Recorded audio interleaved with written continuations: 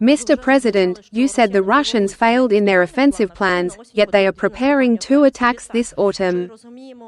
Do we know how many forces they plan to deploy, where to strike, and if they intend to open a new front in Ukraine? And also regarding Russian plans to attack the civilian population. Do intelligence reports suggest plans to open a new front, perhaps from the inactive northern area? Or where they once advanced but now do not, though they might again? And what was your next question? About Russian plans to attack civilian infrastructure, particularly the energy sector. And possibly, we are now seeing an intensification of attacks on the railway system.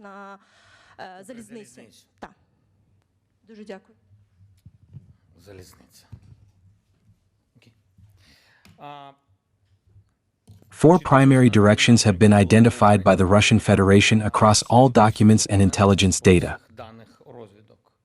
We did not know the exact sequence, but it has unfolded. The Sumy direction, the Sumy offensive, the Novopavlivka operation, the Pokrovsk operation as one of the main ones, and the Zaporizhzhia direction.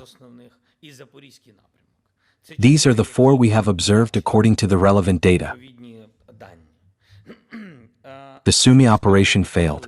They suffered heavy losses, primarily in personnel.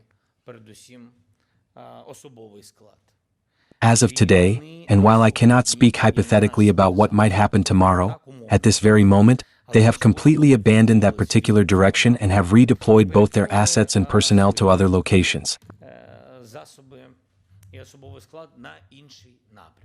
I believe they suffered even greater losses in that new direction, and we will provide further details, I think, within the next 48 hours.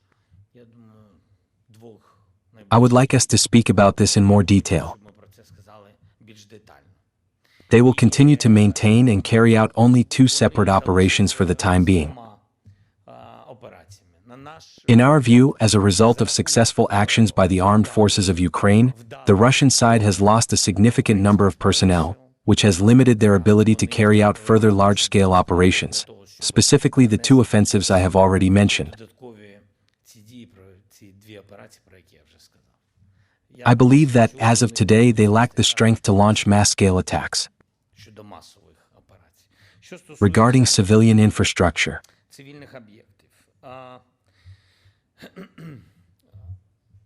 for quite a long time, Russian forces have been striking our civilian facilities, especially our energy infrastructure, and they have also targeted railway infrastructure, as you may recall, including tragic incidents at various stations. They will continue these attacks, that is evident. In response to the situation, we have carried out several carefully planned operations, and I firmly believe that these actions were highly effective. The results were very strong. One operation lasted 2 months, and I believe it has had a significant public impact. A major public impact. Some individuals missed their destinations, some flights were disrupted. And this was not due to civilian casualties, by the way. Here I want to emphasize the level of our actions. On their side, civilians remain alive, but logistics are disrupted. On our side, as you can see, they do not consider the consequences of their actions. They deliberately kill people. These are acts of terrorism. It is clear that they aim to provoke the same kind of public unrest here as they are experiencing themselves. We already see this. They want to trigger unrest in our society. That is roughly our understanding of what is happening, to create logistical problems for us. And just as we are preparing for the heating season, so are they. They already have queues forming. I believe we are acting correctly. The final question came from the Associated Press. Thank you. I would like to clarify a few points regarding the discussion on security guarantees. Are there more details about what exactly the Allies can provide in terms of ground forces? What specifically are the United States offering? You mentioned some positive signals earlier. And regarding investments in the defense industry, how much investment do you need to scale up production in Ukraine? And a question for Madam President. In terms of European Union membership, what are the realistic prospects of this happening as part of Ukraine's security guarantees?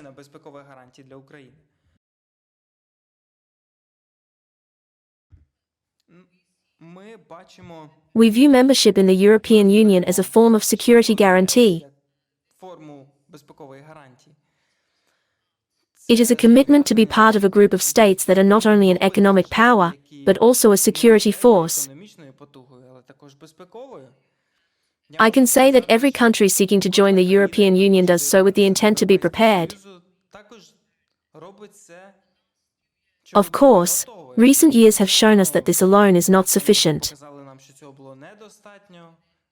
Recent commitments within the North Atlantic Treaty Organization have led member states to increase their defense spending. This also signals readiness and capability. We made this call within our European Union through legislation we adopted, particularly in the area of procurement. We are currently working to accelerate defense procurement and make it more efficient. Secondly, we are focused on defense production. We are also discussing the importance of responding more swiftly and decisively to emerging threats, as we have repeatedly observed since the year 2022. History has taught us that without genuine and reliable security guarantees, all that we strive to achieve can ultimately amount to nothing. We have witnessed this very clearly and repeatedly. In recent months, our allies have stepped forward with strong and unified support for Ukraine, working closely together with all of our transatlantic partners. This is an important foundation that we can confidently build upon in order to continue making progress and move forward together.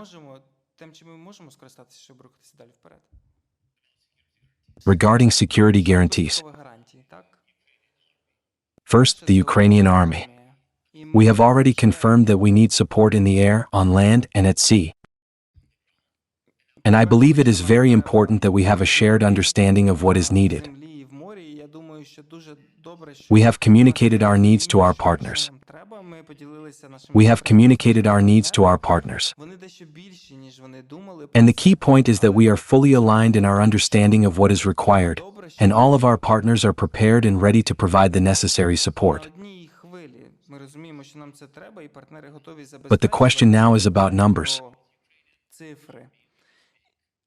Next, regarding the Ukrainian army. When we speak about this, we understand that we need a strong army.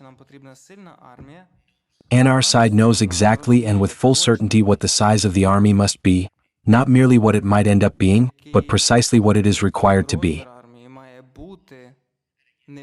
And this is essential. It is a matter of financing, of resources, and it requires substantial financial support from our partners. We are currently discussing these funds. Thirdly, we are talking about something akin to Article 5.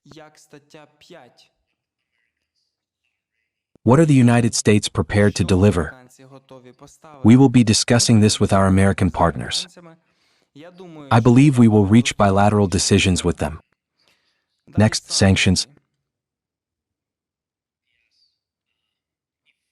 Yes, if the Russian Federation decides to repeat its aggression, there must be a clear and specific list of sanctions, as well as a plan for reconstruction.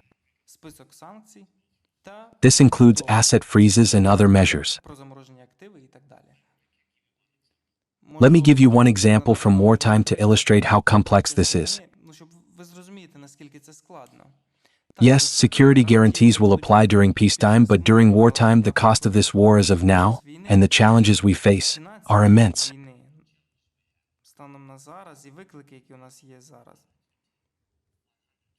The cost of 1 year is 120 billion. 60 billion is being provided by the Ukrainian budget, and I need to secure an additional 60 billion for the coming year. I hope we will end this war, but in any case, Plan A is to end the war. Plan B is 120 billion. And that is a major challenge. I'm not saying that during peacetime, during a ceasefire or under security guarantees, we will need such vast amounts of funding for 10 years. But in any case, you must understand the scale of this issue. That is why we speak so often about these funds.